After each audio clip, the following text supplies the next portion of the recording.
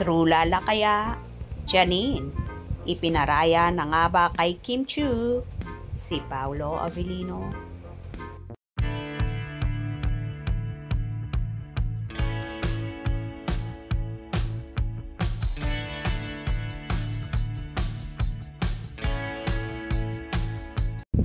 Pinag-uusapan ng mga Marisol ang di umano'y pagdidelete ni Janine Gutierrez ng ilang mga foto nila ni Paolo Avellino sa Instagram. Ito ay ayon na rin sa naging obserbasyon ng mga nagmamalditan. Tila ini-stalk ang actress. May nang-iintriga pang in-unfollow na din daw ni Janine si Paolo sa social media. Nang tingnan namin ang Instagram ni Janine, naroon pa rin ang panakanakang litrato nila ng dating ka-love team. Gayunpaman, hindi na nga ito nakafollow kay Paolo, bagamat sinusundan niya sina Kim Chiu at Jericho Rosales sa Instagram. Sa kaso naman ni Pao, pareho niyang pinafollow sina Kim at Janine sa Instagram. Dahil sa anggulong ito, iniintriga ng kibitzers na di umano'y tinuldo ka na raw ng actress ang real and rumored real-life romance nila ni Paolo Avellino.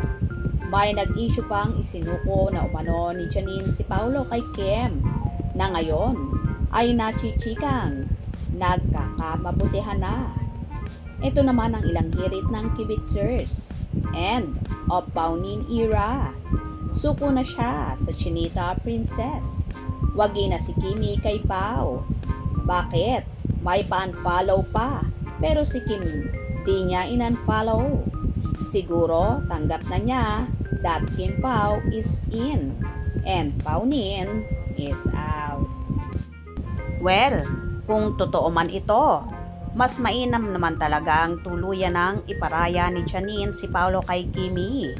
For sure naman na makakatagpo siya ng lalaking mamahalin siya at proud na ibabandera siya sa madlang people.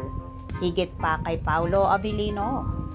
Anyway, napapabalita naman na magkakamabutihan na sina Janine at Jericho Rosales, kung saan sinasabing kahit ang ina nitong si Lotlot de Leon ay boto kay Eco para sa anak. May ilan namang mahaderang netizens na nagsasabing pang-promotion lang daw ang galawan ni Jericho at Janine dahil nga may gagawin silang teleserye ang Lavender Fields na malapit nang umere.